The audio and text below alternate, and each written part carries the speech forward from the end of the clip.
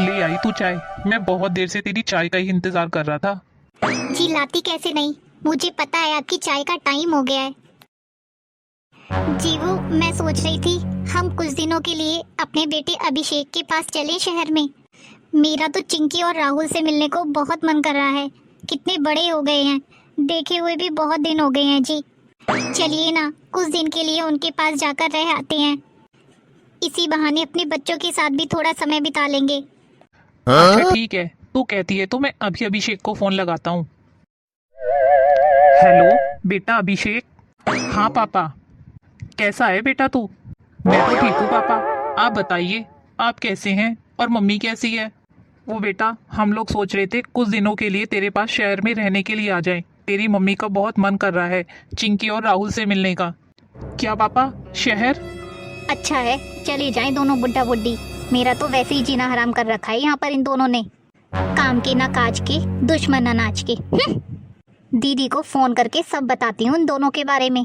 हाँ बेटा, हम लोगों का चिंकी और राहुल से मिलने को बहुत मन कर रहा है, तो हम लोग कल ही सोच रहे थे आने के लिए।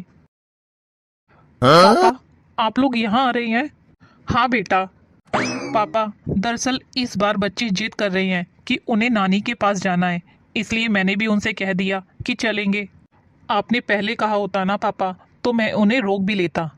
अरे नहीं नहीं बेटा, कोई बात नहीं, तुम घूम आओ, हमारा क्या है, हम तो फिर भी कभी भी आ जाएंगे घूमने। चलो बेटा अपना ध्यान रखना, मैं फोन रखती हूँ। ठीक है माँ। अच्छा किया जो अपने माँ बाप को बहाना लगा दिया, यहाँ आकर फालतू में मेरा काम और बढ़ा देते। थोड़ी ही देर बाद रीना के पास उसकी छोटी देवरानी, जो कि उसकी सगी बहन भी थी, गांव में अपने सास ससुर के साथ रहती थी, उसका फोन अपनी बहन के पास आता है। क्या दीदी, आप इन मुसीबत को 4 दिन नहीं झेल सकती और मैं दिन रात झेल रही हूँ। 2 दिन तो अपने पास बुला लेती दीदी, कम से कम 2 दिन तो मैं चैन से रह पाती। मैं तो चैन से जी भी नहीं सकती दीदी। इन बुड्ढे बुड्ढी ने मेरा दिमाग खराब करके रखा है, और अभी आपका ये देवर जो कुछ भी नहीं करता है, इनके तो ड्रामे ही रोज देखने पड़ते हैं मुझे। आप इन्हें अपने पास कुछ दिन के लिए बुला लो ना दीदी, प्लीज। अच्छा ठीक है मीना, मैं बुला लेती हूँ, इस बार आने दे। ऐसी अक्कल ठिकाने लगाऊंगी ना, इनके होश उड़ जाएंगे, दोबारा कभी रौब नहीं झाड़ेंगे। तू मेरी बात करा उस बुढ़िया से। नमस्ते मम्मी जी। नमस्ते बड़ी बहू, कैसी हो? मैं तो ठीक हूँ मम्मी जी। मैं तो आपसे ये कह रही थी, आप कुछ दिनों के लिए आना चाहती हो ना यहाँ पर, तो आप आ जाइए। मैं अपने घर फिर कभी चली जाऊँगी, आप आ जाइए और अपने पोते पोतियों के साथ यहाँ 10-15 दिन रह भी लेंगी। अरे नहीं नहीं बहू, कोई बात नहीं, हम फिर आ जाएंगे, तुम पहले जाके अपने मायके हो आओ। अरे नहीं नहीं मम्मी जी, वो आपके आने का पता लगा तो मैंने अपनी मम्मी को तुरंत फ़ोन कर दिया कि मैं बाद में आऊँगी। आप तो कल आ जाना मम्मी जी। शारदा जी को अपनी बड़ी बहू के पास जाने का बहुत मन था, क्योंकि उनकी छोटी बहू अपने सास ससुर से बहुत बहस करती थी, तो उन्होंने सोचा कुछ दिन तो शांति से रहेंगे बड़ी बहू के पास। अगली सुबह वे अपने बड़े बेटे के पास पहुंच जाती है। आने दो दोनों बुड्ढा बुड्ढी को, अच्छे से सबक सिखाती हूँ। राहुल, लगता है दादा दादी आ गए। दादी, अरे मेरे प्यारे बच्चों, कितना याद किया मैंने तुम्हें। आइए ना दादी, बैठिए ना। दादाजी आप भी आइए, बैठिए। प्रणाम मम्मी जी। प्रणाम पापा जी। खुश रहो बहू, खुश रहो। आप लोग बैठिए, मैं आपके लिए चाय लेकर आती हूँ। दादी, अब तो आप कुछ दिन हमारे साथ यहीं रहेंगी ना? हाँ हाँ बेटा, मैं तुम लोगों के पास रहने के लिए ही तो आई हूँ यहाँ पर। मम्मी जी चाय पी लीजिए। लीजिए पापा जी चाय। आप लोग चाय पीजिए, मैं आपके लिए खाने का इंतज़ाम करती हूँ। थके हुए भी होंगे आप लोग और भूख भी लगी होगी। हाँ हाँ ठीक है बहू। कर लो बुड्ढे बुड्ढी जितने तुम्हें मजे करने हैं, चैन से जीने नहीं दूंगी तुम्हें यहाँ पर। तुम्हें अपने बड़े बहू बेटे के पास रहना था ना, अब रह कर दिखाओ। अब करती हूँ मैं अपने ड्रामे चालू। सुनिए जी, जल्दी आइए जल्दी, देखिए ना बहू को क्या हुआ। बहू, बहू क्या हुआ बेटा तुझे? पता नहीं मम्मी जी, अचानक से चक्कर आ गए। तुझे तो बुखार भी है बेटा बहुत तेज। हाँ मम्मी जी, वो बुखार के कारण ही मुझे चक्कर आ गए। देखिए ना, आप आज ही आई हैं और आज ही मैं बीमार पड़ गई। कमला जी की बड़ी बहू ने बीमार होने का नाटक किया ताकि किचन का सारा काम वो उन पर सौंप दे, क्योंकि उसकी सास, जो कि गांव में भी झगड़े के डर से दोनों वक्त का खाना पीना, बर्तन झाड़ू से लेकर घर का हर छोटा बड़ा काम खुद ही करती थी। अब शहर में भी बड़ी बहू के पास आकर भी उन्हें वही करना था, पर उन्होंने इस बात पर ध्यान नहीं दिया। उन्होंने कहा, कोई बात नहीं बहू, तुम अपना ध्यान रखो, घर के कामों के लिए मैं हूँ ना, मैं कर लूँगी। अरे बहू, तू हमारी चिंता मत कर, बस तू अपना ध्यान रख और घर का काम सारा मैं कर लूँगी। तू जाकर आराम कर अपने कमरे में। अच्छा हुआ माँ जी, आप आ गई। ऐसी बीमारी में सब कैसे होता, कौन करता घर का काम। अब आप आ गई हो तो घर का सारा काम संभाल लोगी। बहू, तुम अपने कमरे में जाओ और जाकर आराम करो, काम मैं कर लूँगी सारा। जी माँ जी। तू यहीं आराम कर और तुझे किसी भी चीज़ की ज़रूरत होगी तो मुझे आवाज़ दे देना। मैं कैसे करूँगी काम मम्मी जी, मुझसे तो उठा भी नहीं जा रहा है, सारे कपड़े भीगे पड़े हैं। आज ही मैंने सारे कपड़े भिगोए थे। कमला जी की बड़ी बहू, जो कि पहले से ही सब प्लानिंग करके बैठी थी, उसने अपनी सास को आते ही काम में लगा दिया। और वॉशिंग मशीन भी खराब पड़ी है, सारे बिस्तर चद्दर सब गंदी पड़ी है। बहू, मैं सब कर लूँगी, तो उसकी चिंता मत कर, तू बस आराम कर और अपना ध्यान रख। चली गई बुढ़िया, अब आएगा मज़ा। मैं करूँगी आराम और ये बुढ़िया करेगी काम। बड़े आए मेरे पास रहने वाले। जल्दी से सारे कपड़े धो लेती हूँ, फिर किचन का काम भी पड़ा है। चलो, कपड़े तो सारे धुल गए, अब किचन का काम समेट लेती हूँ। कमला जी ने बाथरूम के सारे कपड़े तो धो दिए। अब शाम के 5 बज गए थे। उन्होंने किचन में जाकर देखा, सारा किचन इधर उधर फैला हुआ था, जिसे उन्होंने अच्छे से धोकर साफ किया और सारे बर्तन भी साफ करके रख दिए। चलो, ये बर्तन भी साफ हो गए, अब घर को समेट लेती हूँ थोड़ा। कमला जी को काम करते करते शाम के 7 बज चुके थे और सबके खाने का समय भी हो गया था। तभी कमला जी का पोता बोला, मम्मी बहुत भूख लग रही है। हाँ बेटा, लग तो रही है। मम्मी, एक काम करते हैं, आज खाना बाहर से मंगवा लेते हैं। बाहर से क्यों, घर पर भी तो बन सकता है ना खाना। मम्मी, मैं तो आपके लिए ही बोल रहा था, क्योंकि आप ही बोल रही हो कि मुझसे उठा नहीं जा रहा है। ऐसे में आप कैसे बनाओगी खाना। मैं नहीं उठ सकती तो क्या, तेरी दादी तो बना सकती है ना खाना। क्यों माँ जी, मैं ठीक कह रही हूँ ना। हाँ हाँ बिल्कुल बेटा, बताओ ना तुम्हें क्या खाना है। दादी, आप कुछ भी बना लीजिए जो आपसे जल्दी बन जाए, और चलिए मैं आपकी किचन में मदद कर दूंगी। तुझे कुछ आता भी है जो अपनी दादी की मदद करेगी। रहने दे, फालतू में अपने हाथ पैर में चोट लगा लेगी।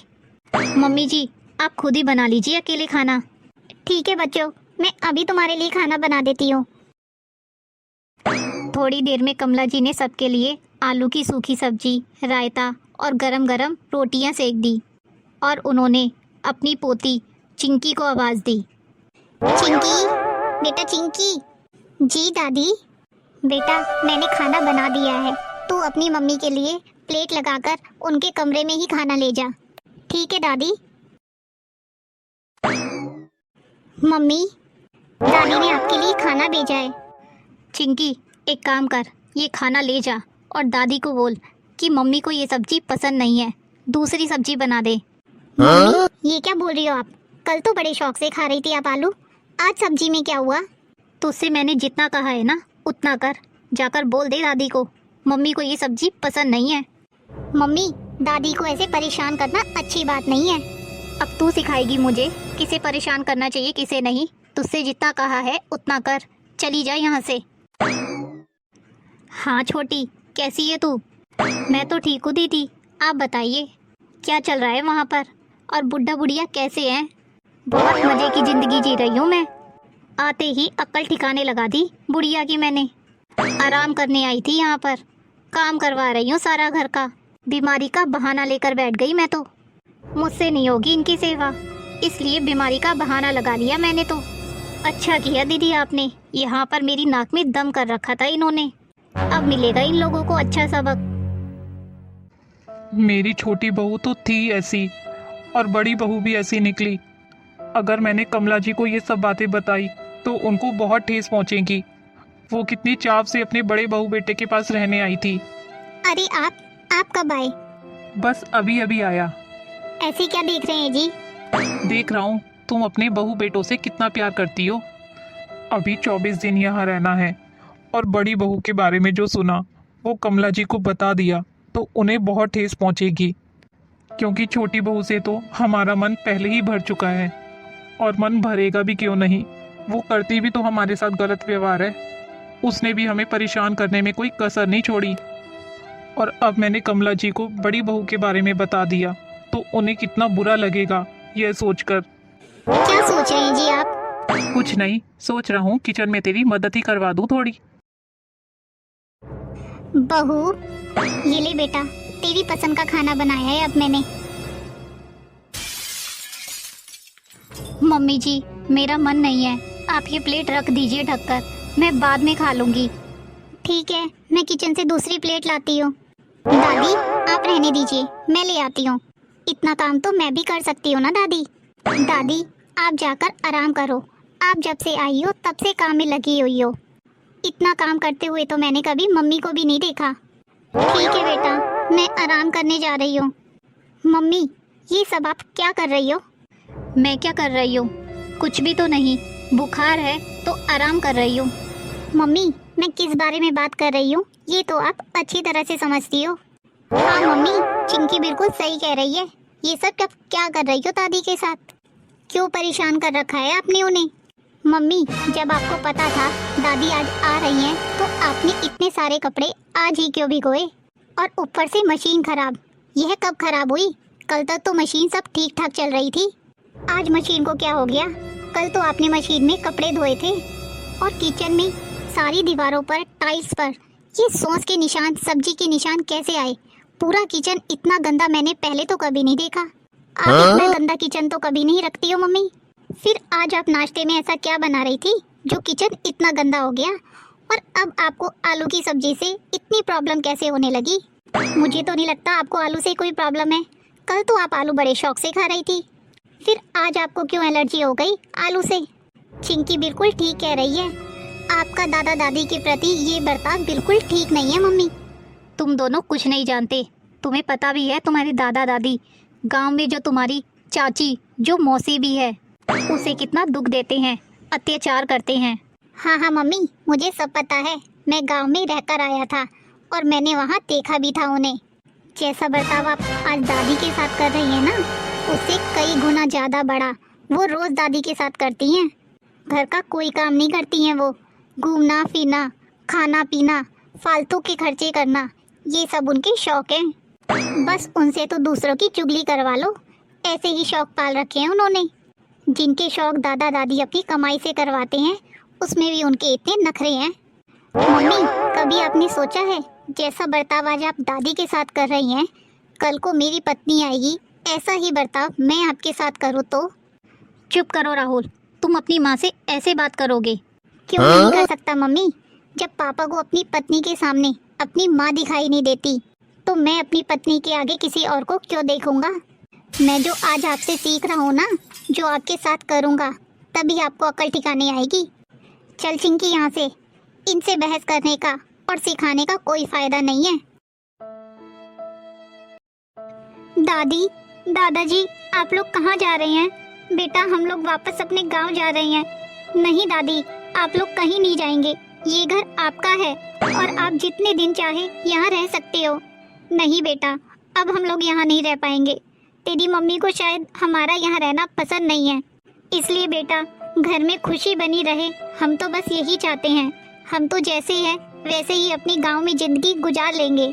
हम नहीं चाहते कि हमारी वजह से यहाँ पर कोई परेशानी आए। नहीं दादी, हम आपको कहीं नहीं जाने देंगे, ये घर आपका है और किसी को अगर आपके यहाँ रहने से परेशानी है तो वो यहाँ से चला जाए। मम्मी जी, पापा जी, मुझे माफ़ कर दीजिए, मुझसे बहुत बड़ी गलती हो गई। पापा जी, मैं आज के बाद ऐसी गलती नहीं करूँगी। मुझे मेरे बच्चों ने मेरी गलती का एहसास करा दिया। आज के बाद मैं ये गलती दोबारा नहीं दोहराऊंगी। कोई बात नहीं बहू, सुबह का भूला अगर शाम को घर आ जाए तो उसे भूला नहीं कहते। तुम तुम्हें अपनी गलती का एहसास हो गया, बस यही काफ़ी है। अब तो दादी आप यहीं रहेंगी। अब तो माँ को भी अक्ल आ गई है, बस चाची को सुधारना बाकी है।